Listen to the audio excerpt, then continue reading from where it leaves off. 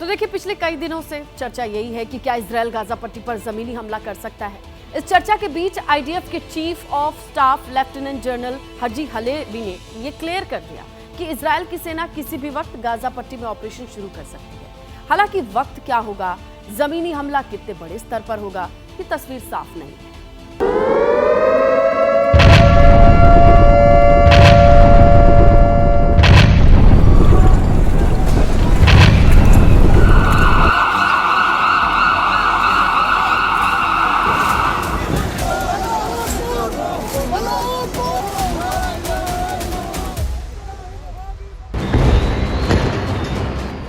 Gaza की जमीन पर फटते इजरायली बम तबाही ला रहे हैं। मिसाइलें आतंक के ठिकानों को बर्बाद कर रही हैं। अब जमीनी हमले की बारी है, जिसका काउंटडाउन भी शुरू हो चुका है और किसी भी वक्त इजराइल की सेना गाजा पर जमीनी हमला बोल सकती है।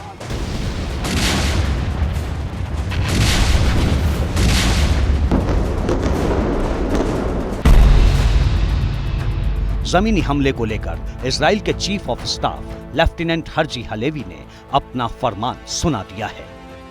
ניכנס לרצועת עזה, אנחנו ניכנס למשימה מבצעית, מקצועית,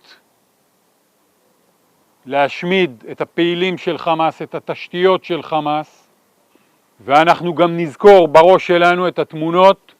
ניכנס לרצועת עזה. IDF chief of staff lieutenant general Herzi Halevi का बयान साफ संकेत है कि अब इजराइल गाजा पट्टी पर जमीनी हमला करने के लिए पूरी तरह से तैयार है, जिसकी शुरुआत कभी भी हो सकती है। क्योंकि इजरायली सेना के जवान टैंक और बख्तरबंद गाड़ियों के साथ पहले ही गाजा पट्टी पर मौजूद हैं। दूसरा, हमास ने बंधकों को अभी तक नहीं छोड़ा है। इसके अलावा हमास लगातार रॉकेट से हमले भी कर रहा है। ऐसे में माना जा रहा है कि अब इजराइल का सब्र जवाब दे रहा है, लिहाजा इजराइल डिफेंस फोर्स ने जमीनी कार्रवाई की योजना पर काम तेज कर दिया है।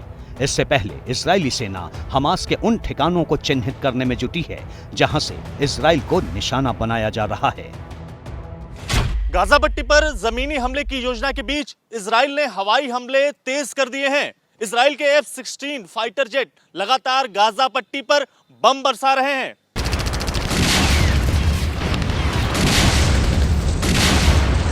इजरायली सेना ने गाजा पट्टी के नुसरत रिफ्यूजी कैंप के पास बड़ी एयर स्ट्राइक की है, जिसकी चपेट में आने से 10 लोगों के मारे जाने की खबर है।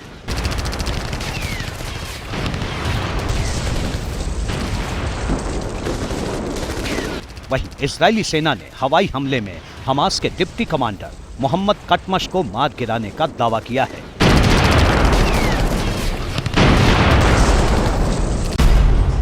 बताया जा रहा है कि कटमश सेंट्रल कैंप ब्रिगेड में आग और तोपखाने प्रबंधन का जिम्मा संभालता था। इजरायली डिफेंस फोर्स ने स्ट्राइक में कटमश के मारे जाने की पुष्टि की है। इसके साथ ही इजरायली डिफेंस फोर्स की तरफ से ये भी कहा गया है कि 2 दिन पहले हमास के एक और आतंकी कमांडर मोहम्मद साहिब जो है उसको भी मार गिराया गया है।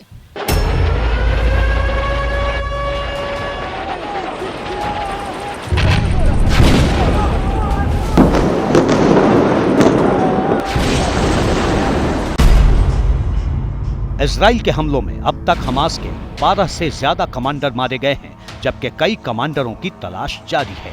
उनके बारे में कहा जा रहा है कि वो गाजा पट्टी की जमीन के नीचे सुरंगों में छिपे हो सकते हैं। जानकारी के मुताबिक हमास के आतंकियों ने इन्हीं सुरंगों में बंधकों को छिपाया है। ऐसे में अब इजराइल जमीन से हमला कर हमास के आतंकी इंफ्रास्ट्रक्चर की कमर तोड़ने के मूड में है।